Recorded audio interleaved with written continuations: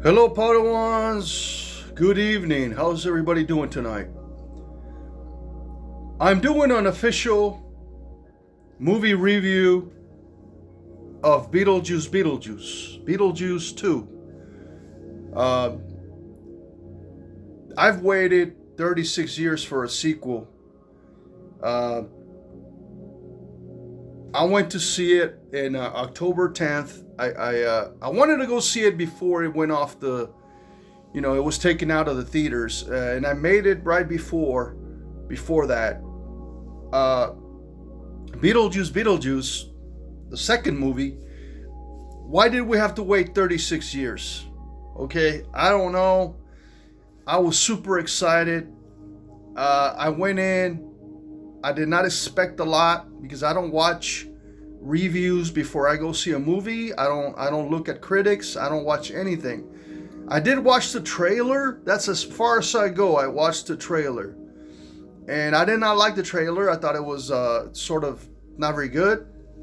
Now, Tim Burton comes back as director. We have Michael Keaton in here, portraying Beetlejuice again. And then we have Winona Ryder coming back. Jenna Ortega joins the cast as Winona's daughter, she's rebelling against everything. She doesn't believe in ghosts. And then we have Monica Bellucci. She's a new character. And then I'm really surprised that we had Jeffrey Jones in the story. I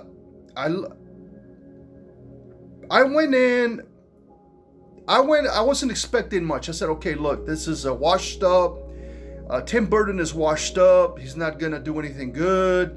He's not talented anymore. He sucks. I love Tim Burton. When you're talking about, Edward Scissorhands, the original Beetlejuice, 1988, and I thought the Willy Wonka with Johnny Depp, I thought that was really good for the time, and I did see it at the movies a couple of times. And then he made a movie that I really disliked, Sweeney Todd, with the barber who's killing all these people, the serial killer. I did not like that movie. That was too graphic for me, too scary. Like, I don't even want to get a shave at the barber because I'm afraid, somebody's going to kill me. But Tim Burton was sort of washed up. He didn't do anything good for like 20 years. He was working with Disney now. He did the Alice in Wonderland garbage, the CGI. He did Dumbo with Disney. He did a lot of Disney stuff. And I thought, okay, Tim Burton, you lost it, bro. I'm done with Tim Burton. But surprisingly, he comes back, kicks ass, man. He's an artist. This film is amazing. It's incredible. And again, I thought, 30 years later, you're not a very good director. You can't do anything great. But I was surprised. I was so happy. Like I said, I walk in, I went to see this movie. I have to see it at the movie theater. Listen, you can't watch a movie on the phone or at home. Not something like this, as historic as a sequel to Beetlejuice. Okay? 36 years later. You can't go watch it at home and in a phone. That doesn't work. That's not the way it works. Okay? But again, I went in there and I was thinking, okay, I don't like Jenna Ortega. I heard she did the Wednesday Addams Family show on Netflix. I never saw it. It looked awful. The cast for the Addams Family looked terrible. I just saw some videos of her like dancing or something. So I was like, why is Jenna Ortega in this movie? She's gonna ruin the movie. I don't care. It sucks ass. I was going in there like not expecting a lot. So but I know that Michael Keaton, I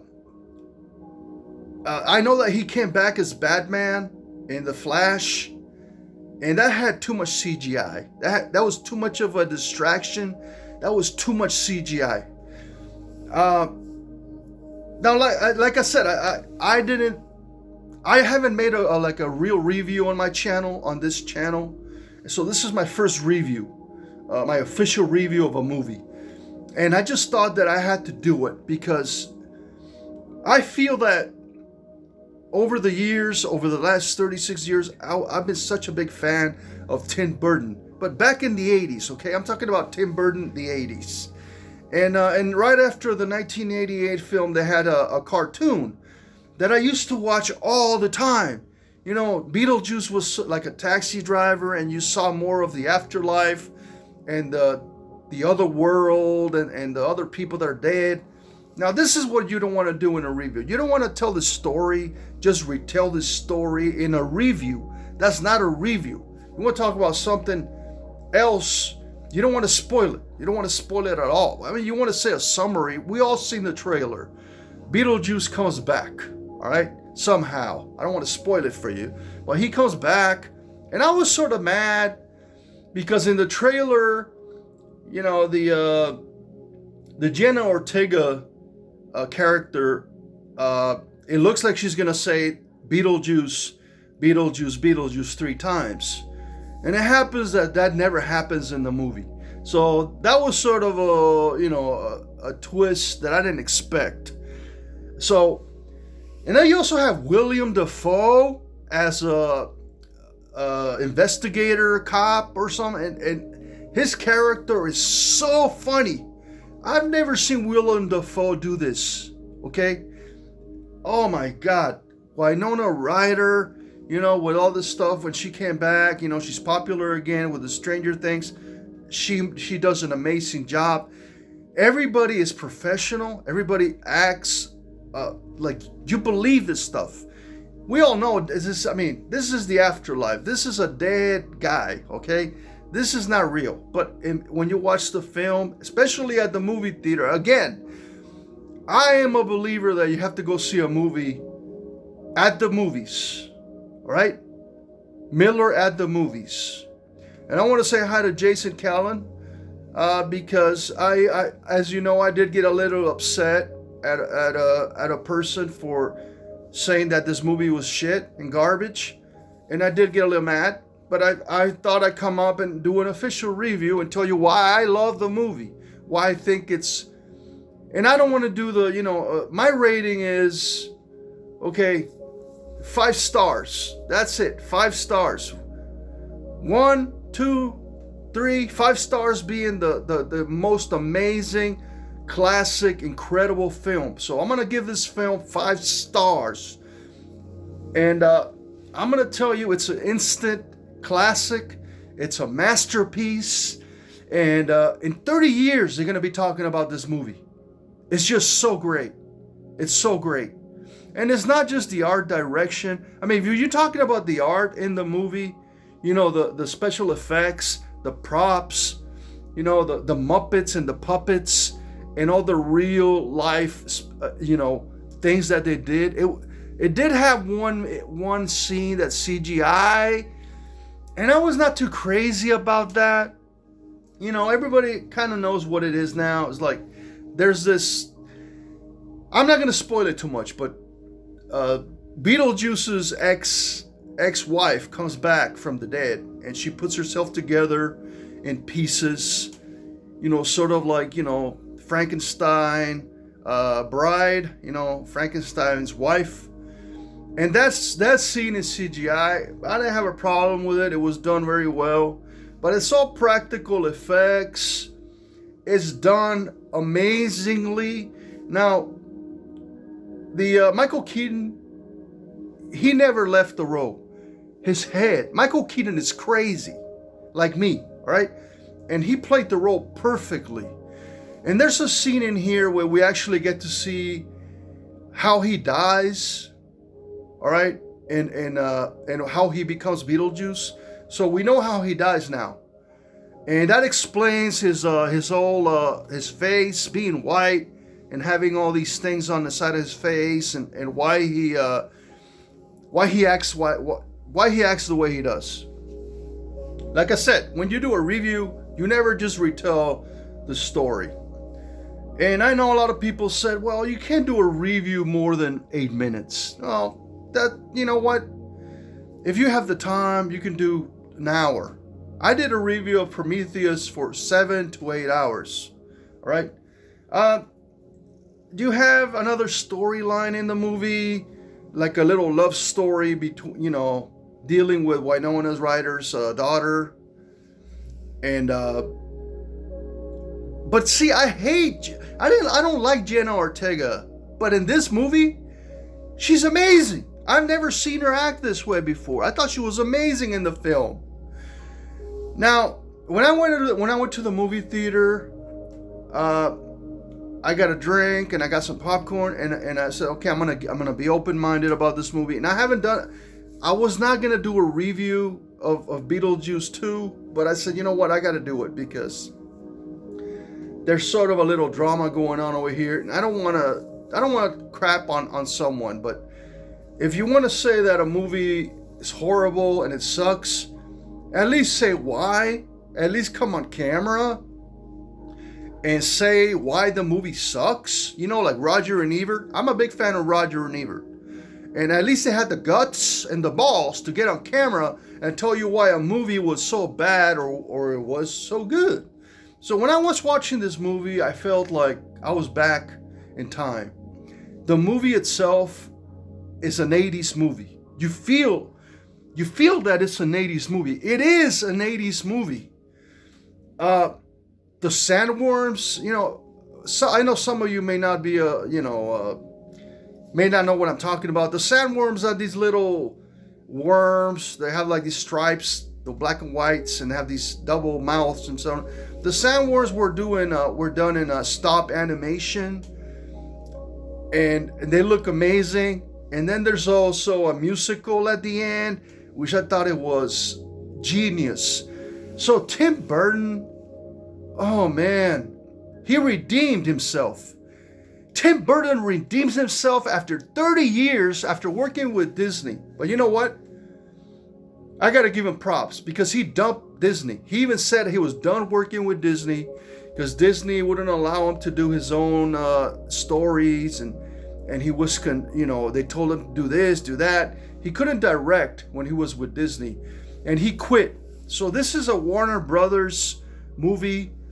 I always thought that when I went to Universal Studios, Beetlejuice, I met Beetlejuice so many times, and we took pictures and stuff, and Beetlejuice was sort of a Universal monster. But I don't know. I don't know what the relation between Universal and Warner Brothers is.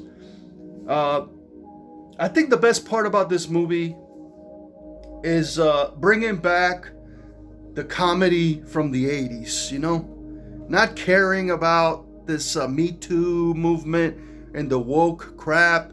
Like Tim Burton told Disney to fuck off in this movie. Said, I'm going to do whatever I want to do. And the movie is really dark. It's now I said it wasn't horror, but yes, it's comedy horror. But when I meant that, I meant it's not like a slasher, Friday the 13th, like horror movie. It's a comedy with a lot of blood, a lot of really sick, to be honest. It has a lot of sick scenes in there that are just twisted. And we all know that Tim Burton, as a person, he's a sick fuck. All right, I'm just going to say, he's a sick fuck. He's twisted. He's perverted. But as a director, as an artist, we all have that, okay? We all have our sides. As an artist, he's amazing. So I'm not going to blame him for being a sick person. Now, he had a lot of blood in this. He had a lot of dead people in here. He had a lot of disgusting jokes. Again, Jeffrey Jones is I was surprised that Jeffrey Jones was in the movie so much. I couldn't believe it.